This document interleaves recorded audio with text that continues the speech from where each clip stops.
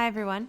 In this video, we're going to start talking about organic molecules, and in order to make sure we understand the big picture of how organic molecules are constructed, I'd like to review a couple important points about chemical bonding. So let's consider carbon, which has 6 protons and 6 electrons, 2 electrons in its first shell and 4 electrons in its valence shell. This means that there are 4 empty spaces that carbon could share with other atoms their electrons, and if we were able to have 4 electrons shared, then we would be able to have a full valence shell for carbon.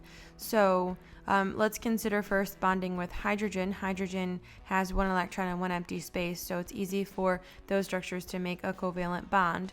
Now carbon could actually bond with 4 hydrogen atoms, and we could actually come up with a structure called methane. Now hydrogen is only capable of making 1 bond because it only has 1 empty space in its valence shell. Carbon can make 4 bonds because it has 4 empty spaces, and oxygen can make 2 bonds because it has 2 empty spaces. Theoretically, we could connect as many carbons in a chain as we wanted. We use the bond lines between the carbons to represent single covalent bonds, and so there could be a maximum of 4 lines coming out of each carbon. If there was a double bond, then the 2 lines would come from 1 carbon and extend to another atom, and then carbon would be able to make an additional 2 bonds. We're just going to draw a couple of structures here and just sort of recap on the different ways in which these chemical compounds can be drawn. So we can string the carbons together. We can also do them in sort of a zigzag arrangement, and the reason for that is to sort of set you up for understanding the bond line formation without the carbons present. So if we were to draw like this zigzag line, each one of those points, including the end points, represent a carbon, and so it's just sort of assumed that the carbon is there.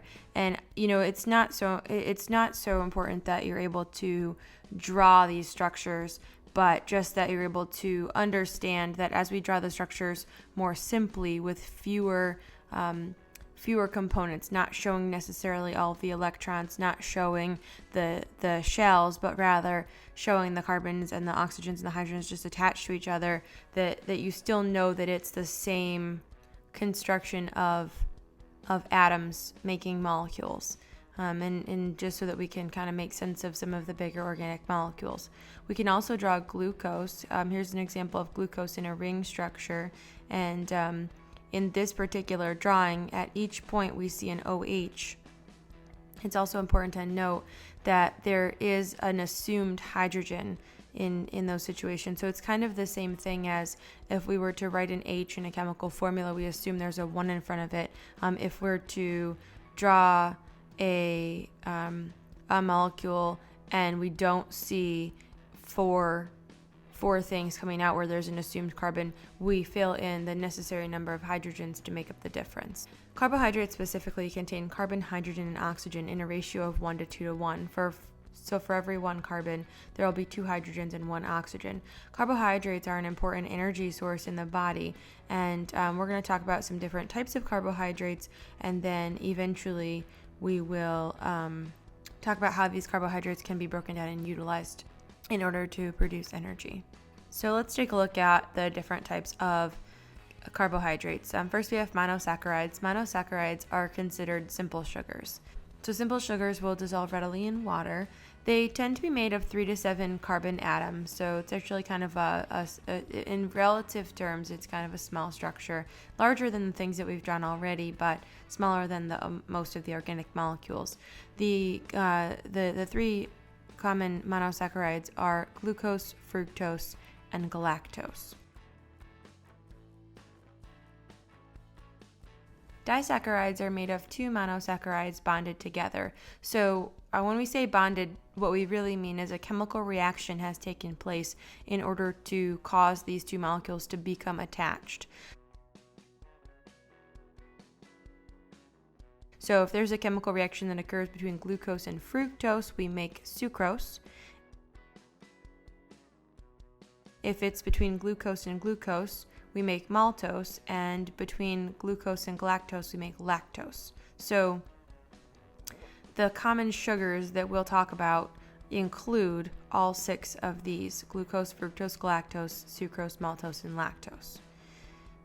Polysaccharides are larger molecules, and these are things like cellulose, starches, and glycogen. Glycogen is actually an animal starch.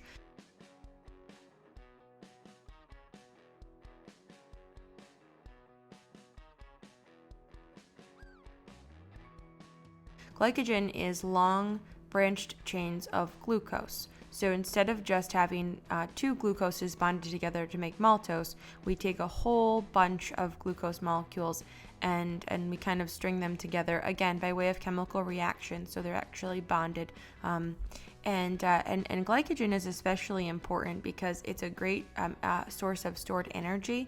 And I really want you to just take a minute and think about why this makes sense.